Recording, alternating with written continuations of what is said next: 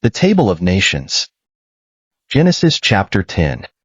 This is the account of Shem, Ham, and Japheth, Noah's sons, who themselves had sons after the flood. The Japhethites. The sons of Japheth: Gomer, Magog, Madai, Javan, Tubal, Meshech, and Tiras. The sons of Gomer: Ashkenaz, Riphath, and Togarmah. The sons of Javan: Elisha, Tarshish, the Kittites, and the Rodanites. From these the maritime peoples spread out into their territories by their clans within their nations, each with its own language. The Hamites. The sons of Ham: Cush, Egypt, Put, and Canaan. The sons of Cush: Seba, Havilah, Sabta, Rama, and Sabteka. The sons of Rama: Sheba and Dedan. Cush was the father of Nimrod, who became a mighty warrior on the earth. He was a mighty hunter before the Lord. That is why it is said, like Nimrod, a mighty hunter before the Lord. The first centers of his kingdom were Babylon, Uruk, Akkad, and Calneh, in Shinar. From that land he went to Assyria, where he built Nineveh, Rehoboth-ir, Calah, and Rezin, which is between Nineveh and Calah, which is the great city. Egypt was the father of the Ludites, Anamites, Leabites, Naphtuhites, Pathrusites, Casluhites, from whom the Philistines came, and Caphtorites. Canaan was the father of Sidon his firstborn, and of the Hittites, Jebusites, Amorites, Girgashites, Hivites, Archites, Sinites, Arvadites, Zemarites, and Hamathites.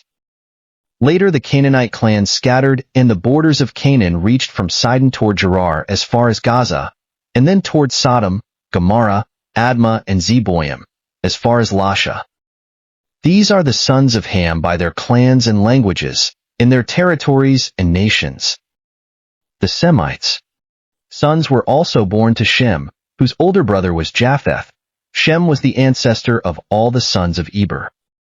The sons of Shem: Elam, Ashur, Arphaxad, Lud, and Aram. The sons of Aram: Uzi, Hul, Gether, and Meshech. Arphaxad was the father of Shelah, and Shelah the father of Eber. Two sons were born to Eber. One was named Peleg, because in his time the earth was divided. His brother was named Joktan. Joktan was the father of Almadad, Shaleth, Hazarmaveth, Jerah, Hadaram, Uzal, Diklah, Obal, Abimael, Sheba, Ophir, Havilah, and Jobab. All these were sons of Joktan. The region where they lived stretched from Mesha toward Sephar, in the eastern hill country. These are the sons of Shem by their clans and languages, in their territories and nations. These are the clans of Noah's sons, according to their lines of descent, within their nations. From these the nations spread out over the earth after the flood. Genesis chapter 11. Now the whole world had one language and a common speech.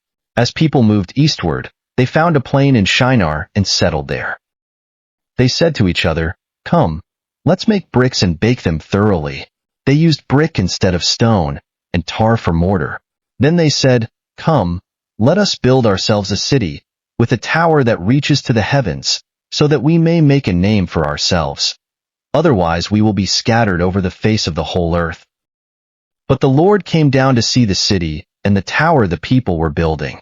The Lord said, "If as one people speaking the same language they have begun to do this, then nothing they plan to do will be impossible for them. Come, let us go down and confuse their language, so they will not understand each other." So the Lord scattered them from there over all the earth, and they stopped building the city. That is why it was called Babel, because there the Lord confused the language of the whole world. From there the Lord scattered them over the face of the whole earth. From Shem to Abram. This is the account of Shem's family line. 2 years after the flood, when Shem was 100 years old, he became the father of Arphaxad. And after he became the father of Arphaxad, Shem lived 500 years and had other sons and daughters. When Arphaxad had lived 35 years, he became the father of Shelah. And after he became the father of Shelah, Arphaxad lived 403 years and had other sons and daughters. When Shelah had lived 30 years, he became the father of Eber.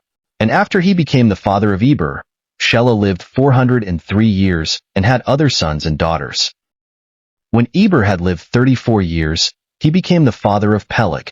And after he became the father of Peleg, Eber lived 430 years and had other sons and daughters.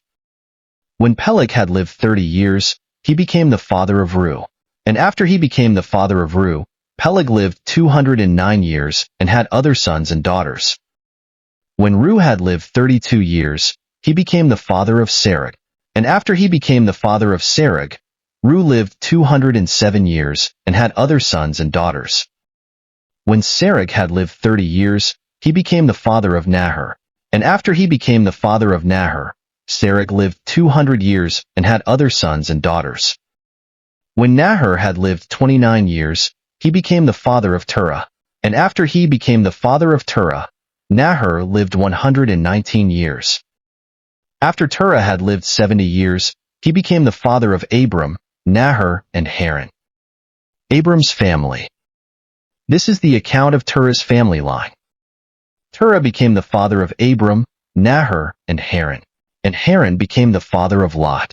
While his father Terah was still alive, Haran died in Ur of the Chaldeans, in the land of his birth. Abram and Nahor both married. The name of Abram's wife was Sarai, and the name of Nahor's wife was Milcah. She was the daughter of Haran, the father of both Milcah and Iscah. Now Sarai was childless because she was not able to conceive.